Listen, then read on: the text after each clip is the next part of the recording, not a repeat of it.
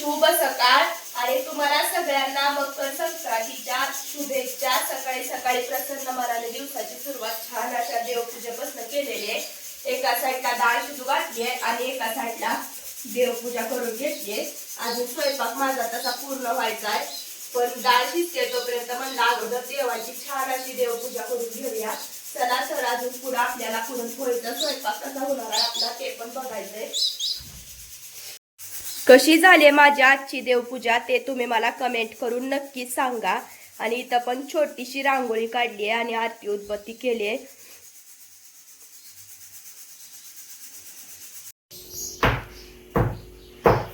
शुभ सकाळ तुम्हा सगळ्यांना। तुमची कुठपर्यंत आली संक्रांतीची तयारी पुरणपोळीची? मला तर ना डाळ शिजली अगोदर बाहेरचं सगळं काम करून घेतलं। आज म्हणलं पुरणपोळीचा स्वयंपाक, येळवण्याची आमटी ही कशी करते तुमच्यासोबत सगळं शेअर करणार आहे मी। मागे सकाळी मला बोलले होते की येळवण्याची आमटी कशी करते त्याची रेसिपी शेअर कर, तर ती पण शेअर करणार आहे। डाळ शिजली, एवढा सगळा पसारा मी घेऊन बसली पुढं। आता पुरणाला चटका द्यायसाठी इथं गुळ बारीक करायला मी तेल ठेवलेलं आहे कढईत। तळायला पापड काढलेत, बेसन घेतलंय, अजून भजी करायला पीठ मळायचंय। चला अजून पुढे बघत राहा, सगळं पदार्थ मी तुम्हाला दाखवणार आहे की आज मी कसं बनवते। आता आपली डाळ एकदम चांगली शिजली, पण आता आमटीला येळवणी काढायसाठी याच्यात कसलंच येळवणी राहिलेलं नाही, पूर्ण ही झालंय। म्हणून मी आता थोडस पाणी याच्यावर करायला ठेवते, तोपर्यंत आपल्या पापड्या तळून घेते त्या येळवण्यासाठी।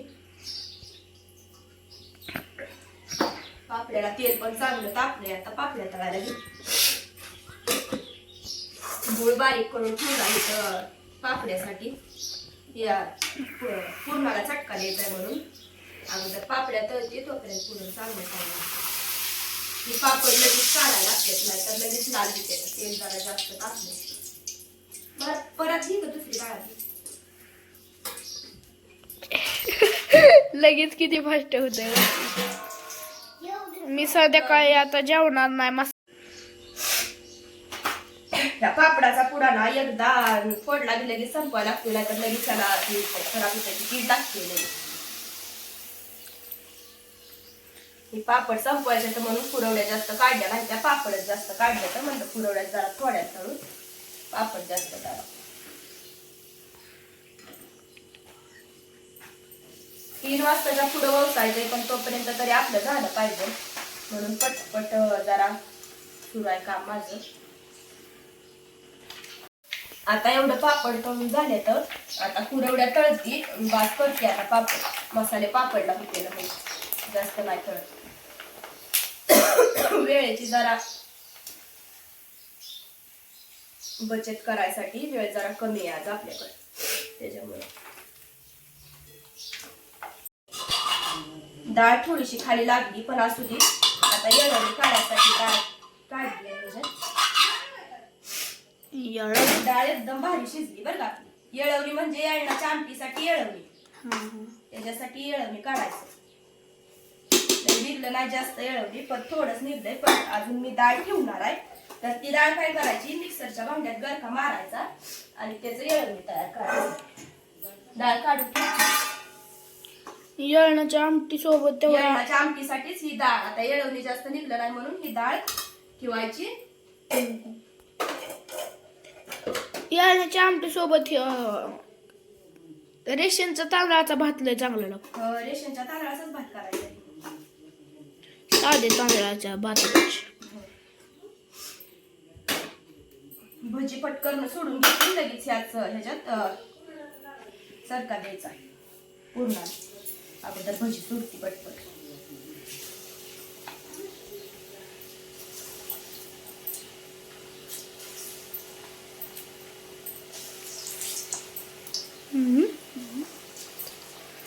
होय होय पापड्या भरायला लागली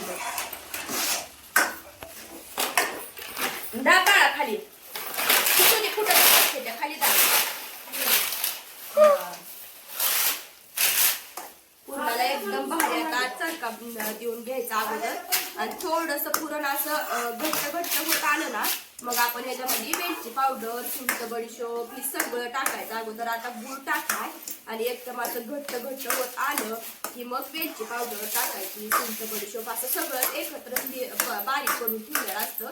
तर ते मिश्रण ह्याच्यामध्ये टाकायचं. सुगंध एकदम छान सुटलाय बरं का पुरणाचा. हा छान आहे.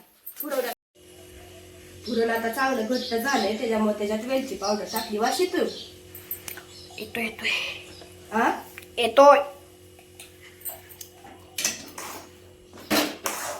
वेलची टाकल्यावर आज वास येतो चांगला. या लागला.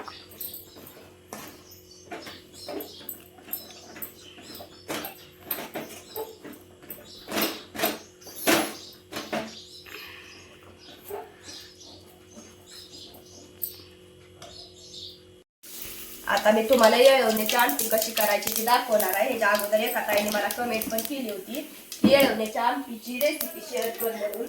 तर आवर्जून काय आपण कुठला तर कार्यक्रम असला तरच पुरणपोळी करतो, त्याच्यामुळं काय आवर्जून करणं होत नाही. म्हणलं आज करावी. जिरं मोहरी चांगली तडतडलीला कढीपत्ता आणलाय ना ताजा ताजा ताजा ताजा कढीपत्ता आणलेला आहे टाकाय. आता ह्याच्यात कढीपत्ता चांगला तडतडल्यावर हिची मी मसाला टाकलाय ना ह्याच्यात. त्या मसाल्यामध्ये लसूण, कोथिंबीर, खोबरं आणि एक टोमॅटो टाकलेला आहे मी. तर असा ही मसाला मी रात्री करून ठेवलाय, कारण लाईट आमच्या इकडे सारखी टिकत नाही. त्याच्यामुळं मी तुम्हाला दाखवायचं होतं मला हे मसाला पण करताना. पण जेवढ्या प्रमाणात आपल्याला आमटी बनवायची ना तेवढ्या प्रमाणात ही मसाला करायचा, म्हणजे आमटी अशी जास्त पातळ पण झाली नाही पाहिजे. खोबरा एक घेतलाय मी आणि एक लसणाचा गड्डा, कोथिंबीर जास्त नव्हती माझ्याकडे आणि टोमॅटो एवढं घेतलंय मी ह्याचं प्रमाण. मी मसाला चांगला तेलात भाजला ना मग आपण ह्याच्यामध्ये काळं तिखट टाकायचं.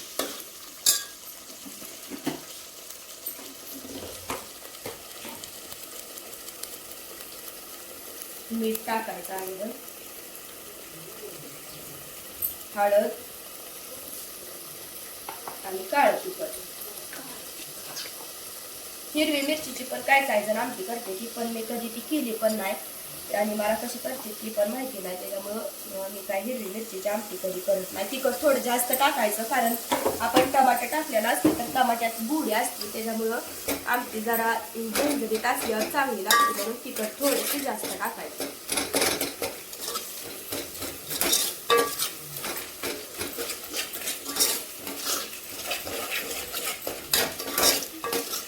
मसाल्यामध्ये व्यवस्थित मिक्स करून घ्यायचं.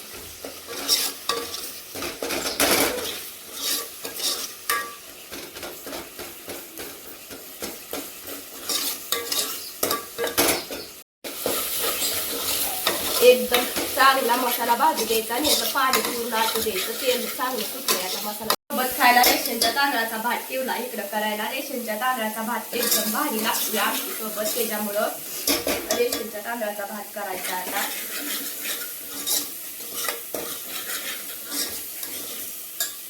चांगला 5-10 मिनिट भाजू द्यायचा चांगला मसाला.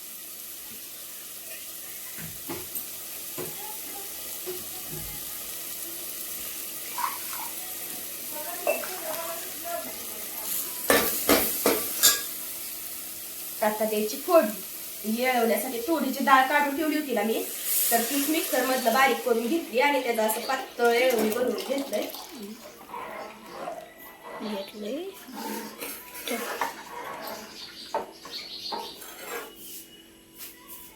अजून थोडस पाणी जर अजून आपल्याला पाणी वतायचं असेल तर कोमट करून पाणी वतायचं.